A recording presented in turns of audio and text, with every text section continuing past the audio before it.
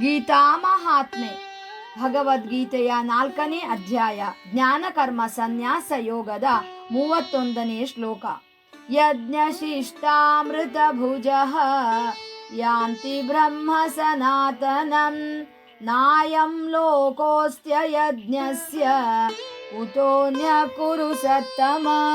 ಎಲೈ ಕುರುಶ್ರೇಷ್ಠನೇ, ಯಜ್ಞದಲ್ಲಿ ಉಳಿದ ಅಮೃತವನ್ನು ಭೋಗಿಸುವವರು ಸನಾತನವಾದ ಬ್ರಹ್ಮನನ್ನು ಪಡೆಯುತ್ತಾರೆ.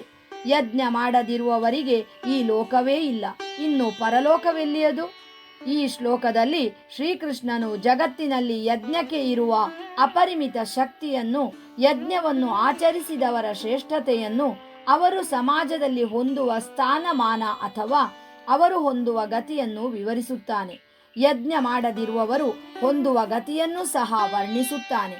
ಯಜ್ಞವು ಕರ್ಮದಿಂದ ಆಗುತ್ತದೆ, ಕರ್ಮವು ವೇದದಿಂದ ಉತ್ಪನ್ನವಾದುದು, ವೇದವು ಅವಿನಾಶಿಯಾದ ಪರಮಾತ್ಮನಿಂದ ಉತ್ಪನ್ನವಾಗಿದೆ.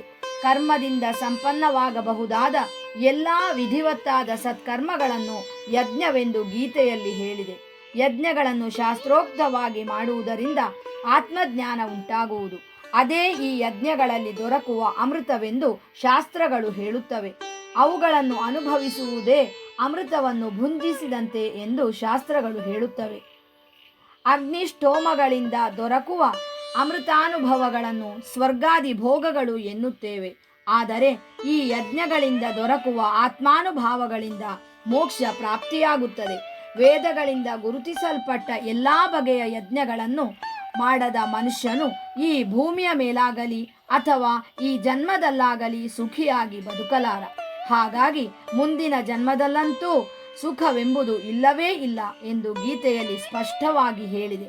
ಒಟ್ಟಿನಲ್ಲಿ ಯಜ್ಞ ಮಾಡುವುದರ ಶ್ರೇಷ್ಠತೆಯನ್ನು ಗೀತೆಯಲ್ಲಿ ಹೇಳಿದೆ. ಹರಿ ಓಂ.